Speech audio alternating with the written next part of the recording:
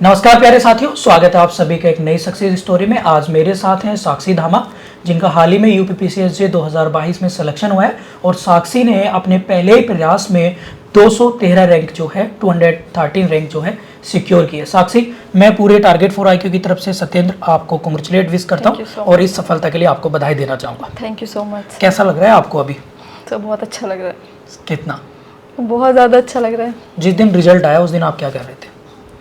Sir actually मैं उस दिन कहीं बाहर गई हुई थी और जब मैं वहाँ से शाम को आई तो मुझे आपका ही कॉल आया और आपने मुझे बताया तो सर बहुत खुशी हुई, फैमिली बहुत खुश थी और तब से मुझे बहुत अच्छा लग रहा है और सपने जैसा है कि सपना सच हो गया है। बहुत अच्छा लग रहा है। मतलब ये बताइए कि लोग आपके बारे में जानना चाहेंगे, मीडियम तो इंग्लिश था आपका? जी सर। अच्छा, अपने एकेडमिक बारे में बताइए कि ये जर्नी कैसे स्टार्ट हुई और आपका एकेडमिक कैरियर क्या क्या रहा? सर मैंने स्कूलिंग अपने मैं बागपत डिस्ट्रिक्ट से बिलोंग करती हूँ। मैंने वहीं से ही होली चाइल्ड एकेडमी स्कूल से मैंने अपनी स्कूलिंग कंप्लीट करी है। उसके बाद मैंने बीकॉम के लिए एसपीआरसी डिग्री कॉलेज बागपत में एडमिशन लिया। उसके बाद 2018 में मैंने मेरठ कॉलेज मेरठ से एलएलबी परस्यू करी और 2021 में मेरी एलएलबी कंप्लीट हुई और मैं अभी एलएलएम परस्यू कर रही हूँ मेरठ कॉलेज से। और इसी बीच में आपका ये फाइनल सिलेक्शन? जी।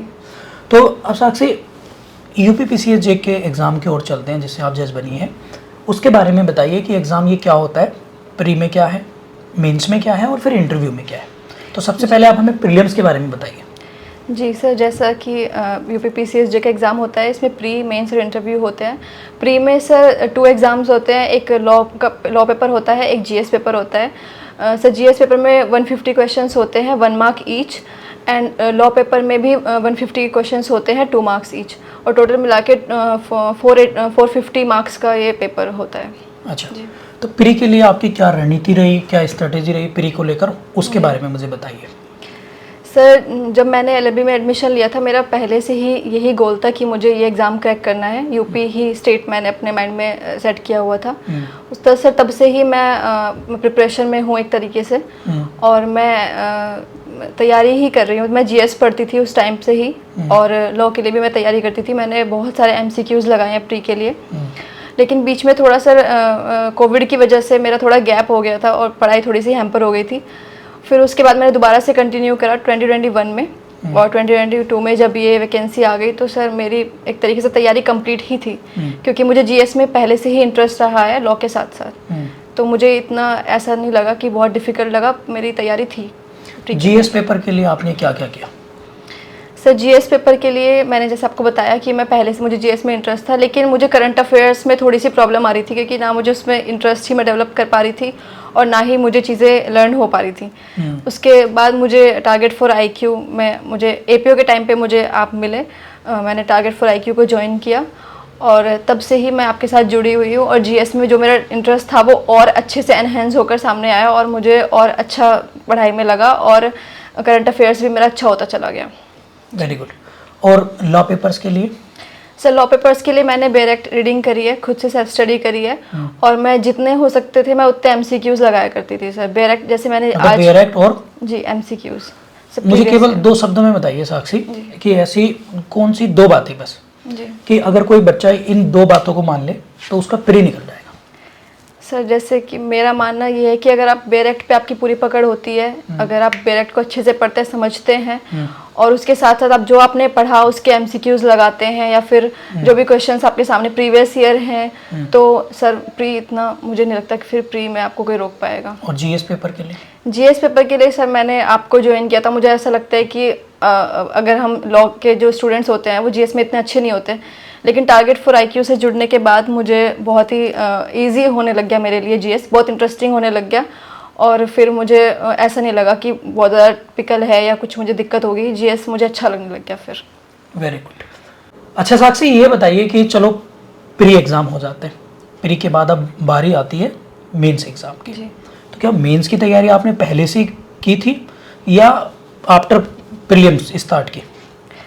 सर जो मेन की जो तैयारी थी वो तो मैंने, बेस तो मेरा पहले से ही रेडी था, क्योंकि मैं उस तरीके से अपने सेमेस्टर वाइज पढ़ती आ रही थी। मैंने जैसे कि आपको बताया मेरा पहले से ही गोल है। उसके बाद से जब प्री का रिजल्ट आ गया था तो मैं और थोड़ा सा कॉन्शियस हो गई थी मेंस को लेकर, और मैंने आंसर राइटिंग करना शुरू कर दिया था। और मैं डेली मतलब बहुत टाइम मैं राइटिंग को दे रही थी। मैंने कुछ नई चीज़ें पढ़ने से अच्छा मैंने समझा कि मैं जो मुझे आता है मैं उसी को ही लिख लिख के देखूं, क्योंकि वहाँ पर टाइम मैनेजमेंट करना थोड़ा मुश्किल होता है। तो सर मैं राइटिंग करती थी बहुत ज़्यादा और मुझे उससे बेनिफिट मिला राइटिंग से। जी।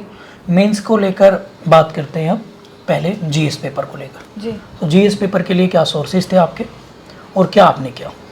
सर अगेन जीएस के लिए, मेंस के लिए मैंने टारगेट फॉर आईक्यू का बैच ज्वाइन किया, और जैसा जैसा आपने बताया, जो आपने मैगजीन्स दी, जो आपके नोट्स थे, जो आपने गाइड किया, मैंने उसी को फॉलो किया और मुझे उससे बहुत बेनिफिट मिला मेंस में।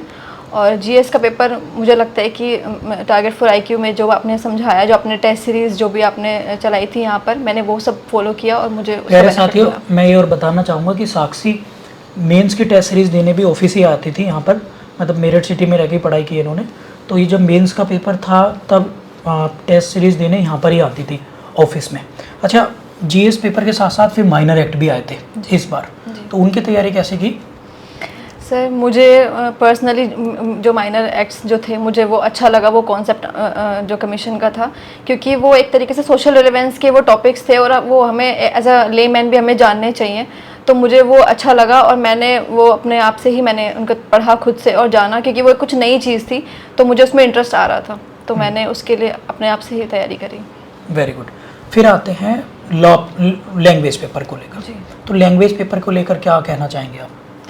सर लैंग्वेज को लेकर जैसे एसे आते हैं, प्रेसी राइटिंग आती है, तो सर मैंने उसके लिए एसेज काफ़ी पढ़े, जो भी मेरे पास सोर्सेज थे मैंने उनसे ऐसे काफ़ी पढ़े। आपने भी प्रोवाइड किए थे कुछ एसेज, उनकी भी मैंने हेल्प ली और मैंने ज़्यादा से ज़्यादा पढ़ा उसके बारे में और खुद से लिखने की भी प्रैक्टिस करी कि मैं कुछ टॉपिक्स अपने जो भी हैं उनको अपने पास अपने साथ अपने से लिख के देखूँ, और मैंने उनको खुद से राइटिंग करी और काफ़ी मतलब पढ़ा मैंने बहुत ज़्यादा उनके बारे में, अलग अलग टॉपिक्स के बारे में मैंने पढ़ा। ट्रांसलेशन या हिंदी लैंग्वेज वाले पेपर को लेकर कोई दिक्कत तो नहीं हुई? सर हिंदी मेरी थोड़ी सी वीक है, जैसे कि मैं इंग्लिश मीडियम से हूँ तो हिंदी मुझे थोड़ी सी प्रॉब्लम आती है, तो मैंने एसेज जो पढ़े मैंने हिंदी में ही पढ़े और मैंने उनको खुद ट्रांसलेट किया इंग्लिश में, तो इसलिए मुझे थोड़ा सा बेनिफिट लगा कि लैंग्वेज के पेपर में खुद से ट्रांसलेशन करना और खुद से राइटिंग करना और ज़्यादा से ज़्यादा पढ़ना।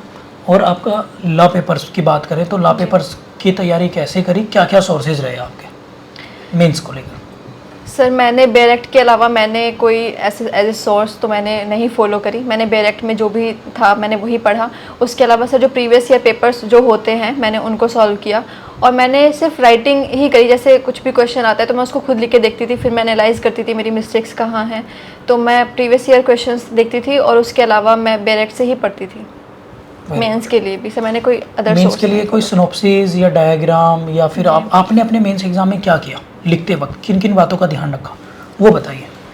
सर मैंने लिखते वक्त जो भी इम्पोर्टेंट जो जैसे कंसाइज फॉर्म में मैंने लिखने की कोशिश करी, क्योंकि वहाँ पर टाइम बहुत कम होता है, तो मैंने ज़्यादा ना लिखने की बजाय मैंने थोड़ा कंसाइज फॉर्म में रखने की कोशिश करी और जो मेन बातें जो होती हैं जो क्वेश्चंस में पूछा हुआ था मैंने वही प्रेफर किया कि मैं वही लिखूं। उसके अलावा जो भी लेटेस्ट जजमेंट हो रहे थे या जो भी मेरे पास करंट की जो भी चीज़ें थी मेरे पास मैंने उनको भी ऐड ऑन किया, और उसके अलावा मैंने प्रीवियस ईयर के पेपर्स की हेल्प लेके मैंने अपनी मेंस की तैयारी करी। ओके अच्छा साक्षी, ये बताइए, चलिए मेंस हो जाता है, तो मेंस देने के बाद आपको लग गया था कि यार इंटरव्यू की कॉल होगी? सर कंपटीशन को देखते हुए तो थोड़ा सा मुझे भी डर था कहीं ना कहीं, क्योंकि पेपर तो मेरे अच्छे हुए थे लेकिन फिर भी जैसे कुछ भी प्रेडिक्ट नहीं कर सकते हम पहले से, लेकिन फिर भी कहीं ना कहीं ये था कि जितना मैं कर सकती थी मैंने अपना 100% दिया है, उसके अलावा अगर जो होगा वो देखा जाएगा, बट फिर भी मैंने अपनी मुझे कहीं ना कहीं लग भी रहा था और नहीं भी, क्योंकि कंपटीशन बहुत ज़्यादा होता है आजकल तो कुछ कहा नहीं जा सकता। चलिए अब मेंस निकल जाता है, आपका रिजल्ट आ जाता है, इंटरव्यू के लिए क्या क्या आपने? सर इंटरव्यू के लिए मैंने जो भी अपने मेंस के टाइम पे जो भी मैंने सिनॉप्सिस बनाए हुए थे, जो भी मेरे हैंड रिटन जो भी नोट्स थे मेंस के टाइम पे मैंने खुद से लिख के पढ़ाई करी थी, तो मैंने उन्हीं की हेल्प ली। उसके अलावा सर कुछ क्वेश्चंस आपने भी प्रोवाइड किए थे इंटरव्यू को लेकर, उसके अलावा मैंने टारगेट फॉर आईक्यू में मॉक इंटरव्यू दिया और उससे मुझे बहुत हेल्प मिली। मुझे बहुत ज़्यादा एंजाइटी हो रही थी, मेरा इंटरव्यू भी है, मुझे बहुत ज़्यादा एंजाइटी हो रही थी क्योंकि मैं ऐसे कॉलेज में भी इतना ज़्यादा जाना नहीं हुआ और मैंने कभी ऑफलाइन क्लासेस भी नहीं ली, तो मैं बहुत ज़्यादा डरी हुई थी कि पता नहीं क्या होगा वहाँ पर। लेकिन जब मैंने यहाँ पर इंटरव्यू दिया मॉक इंटरव्यू, तो मुझे बहुत हेल्प मिली उससे और मेरा कॉन्फिडेंस बहुत हाई हो गया वहाँ पर जाकर, मुझे ऐसी कोई प्रॉब्लम फेस नहीं करनी पड़ी वहाँ पे। आई थिंक आपने 2 इंटरव्यू मॉक दिए थे यहाँ। जी सर, मैंने 2 मॉक इंटरव्यू यहाँ पर दिए। प्यारे साथियों, साक्षी का जो मॉक इंटरव्यू हम लोगों ने लिया था तो वो सुबह 9 बजे का टाइम था इनका, लेकिन इतनी घबराई हुई थी शाम को, इन्होंने फिर शाम को 6 बजे दिया और एंजाइटी हो रही थी इन्हें बहुत ज़्यादा। फिर अगले दिन फिर मैंने इन्हें बुलाया कि भाई 2 इंटरव्यू दीजिएगा आप। तो दोनों इंटरव्यू में फिर इनका कॉन्फिडेंस जो है या जो घबराहट है वो आई थिंक ख़त्म हो गई थी। जी सर। फिर आप रियल इंटरव्यू में जाते हैं। जी तो रियल इंटरव्यू में कैसा एनवायरनमेंट था, क्या क्या क्वेश्चन आपसे पूछे गए थे? सर वहाँ पर बहुत ही फ्रेंडली इन्वायरमेंट था। जितना हम डरे हुए होते हैं ऐसा वहाँ पर कुछ भी नहीं होता है। वो नॉर्मल जो भी आप उनको आंसर्स देते हैं वो उसी के बेसिस पर आपसे क्वेश्चंस फ्रेम करते हैं। सर मुझसे आईपीसी के क्वेश्चंस पूछे गए। कौन कौन से? सर मुझसे अबेटमेंट को लेकर सिचुएशनल बेस्ड क्वेश्चंस पूछे गए। उसके अलावा एविडेंस के मुझसे क्वेश्चंस पूछे गए और जो करंट के भी मुझसे थोड़े क्वेश्चंस पूछे गए। लेकिन ऐसा वहाँ पर नहीं होता जितने हम डरे हुए होते हैं। जैसे मैं बहुत ज़्यादा घबराई हुई थी, तो ऐसा नहीं होता है। बिल्कुल फ्रेंडली एनवायरनमेंट होता है और वो आपसे चाहते हैं कि आपको जो नॉलेज है आपको उनको बताएं। वो आपसे कोई आपको डराते नहीं है, वो आपको ऐसा नहीं फील कराते हैं कि आप इंटरव्यू में आए, वो आपसे बात करना चाहते हैं। तो मुझे अच्छा। कोई और क्वेश्चन जो याद आ रहा हो? सर उन्होंने मुझसे जैसे जिस दिन में मेरा इंटरव्यू था उस दिन की हेडलाइन पूछ ली थी कि आज की हेडलाइन बताइए, या फिर एक यूपी गवर्नमेंट की एक स्कीम थी उसके बारे में उन्होंने मेरे से पूछा था। करंट? जी, करंट स्कीम के बारे में। अच्छा, इंटरव्यू हो जाता है जी सर। और फाइनली सिलेक्शन भी हो जाता है, जी तो अब सफलता का श्रेय किसे देना चाहेंगे आप? मतलब इसमें सबसे ज़्यादा योगदान किसका रहा? पहले तो मैं भगवान भगवान को धन्यवाद बोलना चाहूँगी कि उन्होंने मुझे फर्स्ट अटैम्प्ट में ही मेरा एग्ज़ाम क्लियर कराया। उसके बाद से मेरे माता पिता जिन्होंने मुझे हर टाइम हर सिचुएशन में सपोर्ट किया। उसके अलावा सर मैं अपने गुरुजनों को श्रेय देना चाहूँगी। उससे अलग से मैं टारगेट फॉर आईक्यू का भी धन्यवाद करती हूँ और उनको पूरा श्रेय देती हूँ, क्योंकि जब से मैं टारगेट फॉर आईक्यू के साथ जुड़ी हुई हूँ तब से मुझे बहुत कॉन्फिडेंस मिला है, मुझे गाइडेंस मिली है। आपने मुझे बहुत गाइड किया है। जो भी मुझे प्रॉब्लम हुई है या जो भी मुझे सिचुएशन मेरे सामने ऐसी आई है, आपने मुझे पूरा सपोर्ट किया है और पूरा गाइड किया है। तो साक्षी, इस प्रिपरेशन में सोर्सेज क्या क्या रहे आपके? सर लॉ के प्री के लिए मेरे सोर्सेज सर मैंने सिंगल्स के MCQ लगाए। सिंगल्स की बुक आती है उसमें और एक CLA पब्लिकेशन की बुक आती है, उसके भी मैंने MCQs लगाए। उसके अलावा सर मेंस में मैंने खुद के नोट्स अपने बनाए हैं। जी, और जीके और GS के लिए सर मैंने आपके ही जो आपने हैंड रिटन नोट्स भी दिए थे, जो मैगजीन आपने दी थी, मैंने सर उन्हीं को फॉलो किया। और MCQ के लिए GS पेपर का? सर जो भी आपने कंटेंट जो भी प्रोवाइड किया था, जो भी आपने टेस्ट सीरीज जो भी प्रोवाइड करी थी, सर मैंने उनको फॉलो किया। उसी से कर लिया? जी सर। अच्छा, as a online education platform के रूप में टारगेट फॉर आईक्यू को आप कैसा देखती हैं? सर मैं यही बोलूँगी, जो भी अगर प्रिपरेशन कर रहे हैं उनके पास कम सोर्सेज हैं या फिर उनके पास फाइनेंशियली कुछ प्रॉब्लम है, तो टारगेट फॉर आईक्यू आपके लिए बेस्ट ऑप्शन है। इतना अफोर्डेबल है, इतनी कम फीस में आपको अच्छी एजुकेशन मिल जाती है और एक आपके लिए अच्छा तैयारी का अच्छा प्लेटफॉर्म है। और अपने घर बैठकर आप तैयारी कर सकते हैं। अगर आपको ऑफलाइन आने में भी कोई प्रॉब्लम है, जैसे मैं जब भी मुझे टाइम मिलता था मैं वीडियोस को बार बार रिवाइज करती थी। बार भी आप क्लास में पढ़ाते थे, उनको खुद से उनके हैंड रिटन नोट्स बनाती थी और उनको बार बार रिवाइज करती थी। और मुझे अगर ज़रूरत पड़ती थी तो मैं वीडियोज़ को दोबारा भी देख लेती थी। मैं कई बार दोबारा भी देख लेती थी वीडियोज़ को। अच्छा साक्षी, जैसे GS पेपर है, अब जुडिशरी के बच्चे तो बहुत ज़्यादा डरते हैं GS से, हालांकि यूपी, उत्तराखंड, बिहार में GS का एक अपना अलग पेपर होता है, तो आप इसके बारे में क्या कहना चाहेंगे GS पेपर को लेकर? जी सर, मैं इसके बारे में यही कहना चाहूँगी, आप लॉ के साथ साथ GS को भी उतनी ही इंपॉर्टेंस दें, क्योंकि आजकल GS का बहुत स्कोप है और GS के बिना कोई भी एग्जाम क्रैक करना बहुत ही मुश्किल हो जाता है। GS बहुत मतलब अपने खुद की रिलेवेंस होती है GS की। अच्छा साक्षी, उन लोगों को जो लोग तैयारी कर रहे हैं उनको क्या मैसेज देना चाहेंगे आप? सर मैं उनको यही मैसेज देना चाहूँगी कि आप सब अपना हार्डवर्क करते रहें, बार बार रिवीजन करें, अपने खुद के नोट्स बनाएं और उनको आप बार बार पढ़ते रहें और बिल्कुल भी हिम्मत ना हारें और अपनी ऐसी तैयारी में आप लगे रहें, आपको सफलता ज़रूर मिलेगी। Very good. तो प्यारे साथियों, ये थी हमारे साथ साक्षी धामा, जिनकी रैंक 213 प्राप्त करी। साक्षी हमारे GS paper pre, GS paper mains और हमारे लोकल एक्ट के बैच में थी और इसके साथ साथ आपके ऑफलाइन मॉक इंटरव्यू प्रोग्राम का भी हिस्सा रही हैं। साक्षी, पूरे परिवार की तरफ से मैं सत्येंद्र आपको फिर से बधाई देता हूँ इस सफलता के लिए और कॉन्ग्रेचुलेट विश करता हूँ। Thank you. प्यारे साथियों, हमारे साथ साक्षी के पिताजी हैं जो उत्तर प्रदेश के बागपत डिस्ट्रिक्ट से हैं और साक्षी मेरठ में रह के ही पढ़ाई करती थी और आज ये टारगेट फॉर आईक्यू की ऑफिस में मुझसे मिलने आए हैं और स्पेशली मिठाई लेके आए हैं। मैं टारगेट फॉर आईक्यू की तरफ से सत्येंद्र आपको बधाई देता हूँ, आपकी बेटी ने सफलता प्राप्त करी है। और उसके लिए मैं कॉन्ग्रेचुलेट आपको विश करता हूँ। कैसा लग रहा है आपको, आपकी बेटी जज बन गई है?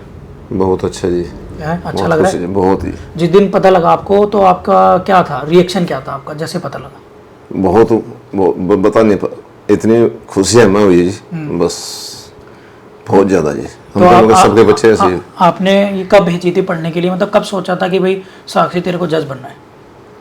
ये जब हमारी बहन मुरादाबाद ज्वाइनिंग करने गई थी विवादामा, तब मैंने जब ये बना लिया मैं मेरी बेटी भी जज ही बने, तो तभी करवा दिया जैसे LLB का। साक्षी की 2 बुआ हैं, दोनों बुआ जो हैं वो भी जज हैं, एक ACGM है और एक सिविल जज है। अच्छा, तो फिर आपने सोचा, तब से आप इनके प्रिपरेशन में लगे, कोई किसी तरह की परेशानी आती थी तो आप इन्हें पूरा सपोर्ट करते थे साक्षी? जी, फुल सपोर्ट था। अच्छा, आप ये बताइए कि आप उन सब पेरेंट्स को या उन लोगों को आप क्या कहना चाहेंगे जिनके बच्चे पढ़ रहे हैं या फिर वो किसी वजह से नहीं पढ़ पा रहे हैं, चाहे पैसे की वजह हो, चाहे सामाजिक प्रॉब्लम हो, कोई, उन लोगों को आप क्या कहना चाहेंगे? हम तो यही कहना चाहूँगे जी, अपने बच्चों को पढ़ावें, अच्छी बात है, शिक्षा दें, लड़के को बहुत कामयाब हो जा जी। हमें तो बहुत अच्छी खुशी है। बिल्कुल। साक्षी के पिताजी काफ़ी इमोशनल हो रहे हैं, मतलब क्योंकि गांव से हैं तो ज़्यादा बोल नहीं पा रहे, मुझसे मना भी कर रहे थे, सर मैं कैमरा फेस नहीं कर पाऊंगा। सबसे घना सरे हमें हमारी बिटिया को सतेंद्र सर कर रहा है हमसे ज़्यादा। देखो जी, किसी की जब सफलता होती है ना, मतलब कोई भी बच्चा जिसका सिलेक्शन होता है, हालांकि ये शब्द हर कोई जो मेंटर है या फिर पढ़ा रहे हैं वो हर कोई सुनना चाहता है और बिल्कुल उसका परिश्रम उस दिन ही पूर्ण हो जाता है, लेकिन उसमें सबसे ज़्यादा तो भगवान का है और माता पिता तो सबसे बड़े गुरु होते हैं, बिना माता पिता के तो कुछ होता नहीं है। आगे आपने शब्द बोले उसके लिए धन्यवाद।